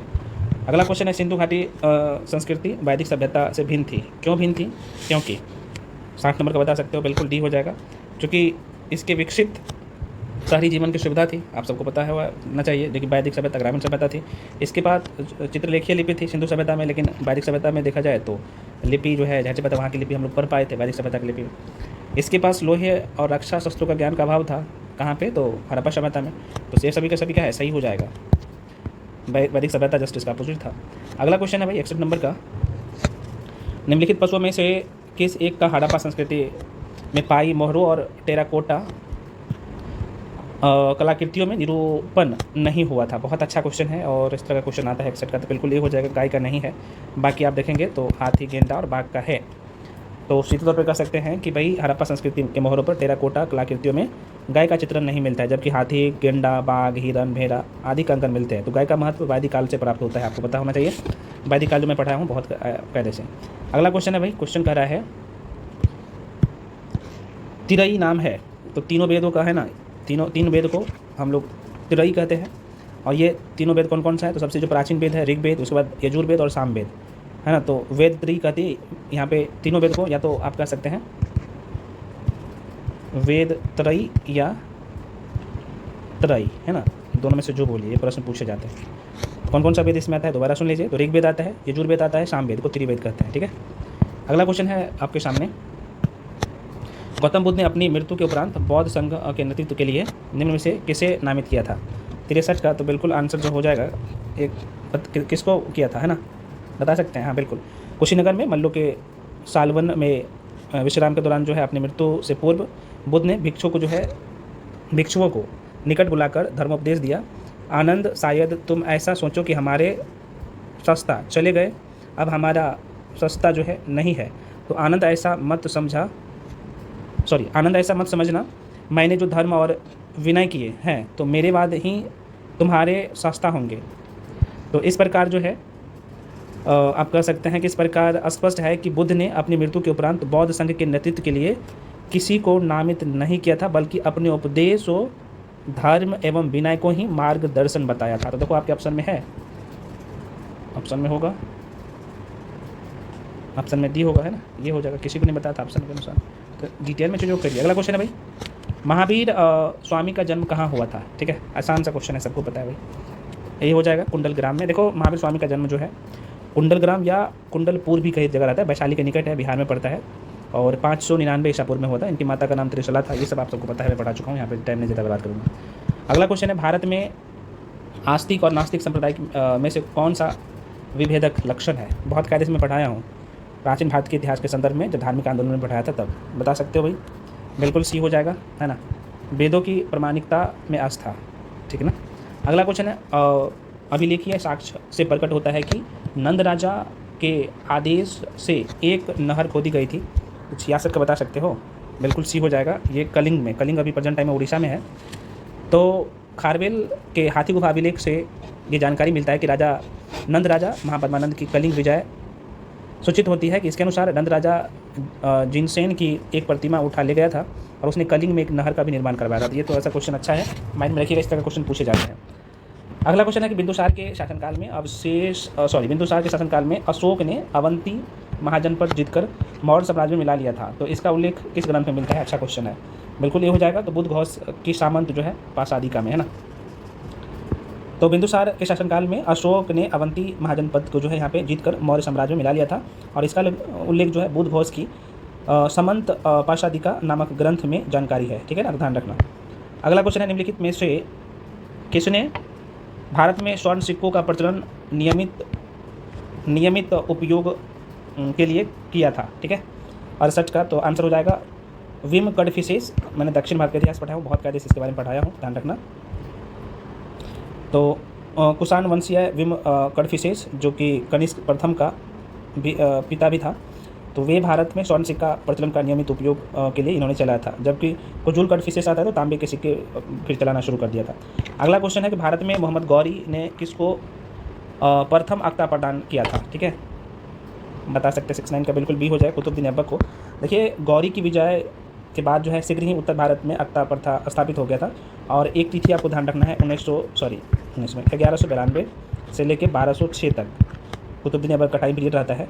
तो गौरी की विजय के बाद शीघ्र ही उत्तर भारत में अक्ता प्रथा स्थापित हो गया था, और 1192 से 1206 तक कुतुबुद्दीन ऐबक ने गौरी के प्रतिनिधि के रूप में देखा जाए तो उत्तर भारत के विजित भागों पर प्रशासन संभाला। और इस अवधि में देखा जाए तो ऐबक ने जो है उत्तरी भारत में तुर्की शक्ति का या फिर तुर्क शक्ति का विस्तार भी किया था। तो इसलिए आंसर क्या हो जाएगा, बी हो जाएगा। अगला क्वेश्चन है, आज मैं यहीं तक रहने देता हूँ, थोड़ा सा वीडियो लंबा हो गया है। पार्ट 2 आएगा, उसमें मैं पूरा कर दूंगा। पार्ट 2 में एकदम आप सबको पता है मॉडर्न हिस्ट्री का क्वेश्चन है, करंट अफेयर्स का है, मैथ और रीजनिंग का सारे क्वेश्चन है, बहुत इंपॉर्टेंट है, पूरा का पूरा फुल लेंथ टेस्ट आप लोग जरूर दीजिएगा ना। तो पार्ट 2 बहुत, इसमें कम से कम 100 कमेंट होना चाहिए, तब पार्ट 2 में अपलोड करूँगा, है ना। तो पार्ट 2 बहुत जल्द अपलोड कर दिया जाएगा, हो सकता है कि आज ही अपलोड कर दे किसी भी टाइम, है ना। तो मैं थोड़ा सा यहाँ पे डिटेल में टेस्ट को करवाने का कोशिश किया हूँ, ताकि टेस्ट अगर अच्छे से देते हैं तो उस टॉपिक पे आपका पकड़ भी अच्छा हो जाता है और एग्जाम में अच्छा परफॉर्मेंस भी होता है। तो टेस्ट का मतलब ये होता है कि पूरे तरीके से एनालिसिस होना चाहिए। 70 का बता दो आंसर क्या हो जाएगा। तो 70 में पूछा कि क्वेश्चन है कि किस दिल्ली सुल्तान ने रक्त और लोह की नीति अपनाई थी। आसान सा क्वेश्चन है, बेसिक सा क्वेश्चन। तो आंसर क्या हो जाएगा, बलबन ने अपनाया था, आप सबको पता होना चाहिए, ठीक है फ्रेंड्स। तो बाकी जो है क्वेश्चन आप देख सकते हैं, सारे क्वेश्चन है, हिस्ट्री का, पॉलिटी का, उसके बाद इकोनॉमिक्स का है, करंट अफेयर्स का क्वेश्चन है, सारे अपडेटेड क्वेश्चन है, ठीक है। मैथ और रीजनिंग का भी 10 क्वेश्चन है। तो ये सब जो है अगले वीडियो में हम लोग कर लेंगे। 70 के आगे लगभग कितना क्वेश्चन रह गया, तो आप कहिएगा सर 8 7 15 80 क्वेश्चन रह गया।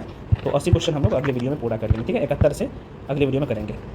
चूँकि वीडियो का लेंथ बड़ा होता है तो आप लोग का डिमांड रहता है कि सर थोड़ा सा छोटा वीडियो बनाया करिए, तो कोई बात नहीं, चूँकि जो क्वेश्चन इंपॉर्टेंट रहता है तो मैं डिटेल में चर्चा करने की कोशिश करता हूँ ताकि आप लोग का पकड़ भी अच्छे से बन जाए। हाँ, जो लोग पेड बैच में जुड़ना चाहते हैं, क्लास थ्योरी वाला क्लास चल रहा है, अगर आपका कंसेप्ट अभी तक नहीं क्लियर है तो आप ज्वाइन कर सकते हो, अभी भी लगभग 70 डेज़ है, आराम से फ्री को क्लियर कर सकते हैं। मिलते हैं अगले वीडियो में, तब तक के लिए जय। अच्छा, टेलीग्राम जाके सभी लोग ज्वाइन कर लीजिए। टेलीग्राम का लिंक मैं इसी वीडियो के डिस्क्रिप्शन बॉक्स में दे चुका हूँ, तो क्योंकि कंप्लीट जो पीडीएफ का पीडीएफ है टेस्ट का, मैं टेलीग्राम पे ही अपलोड कर चुका हूँ।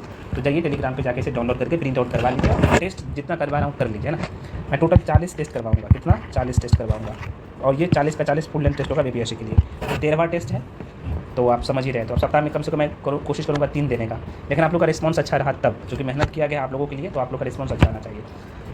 मिलते हैं फ्रेंड्स अगले वीडियो में, तब तक के लिए जय हिंद।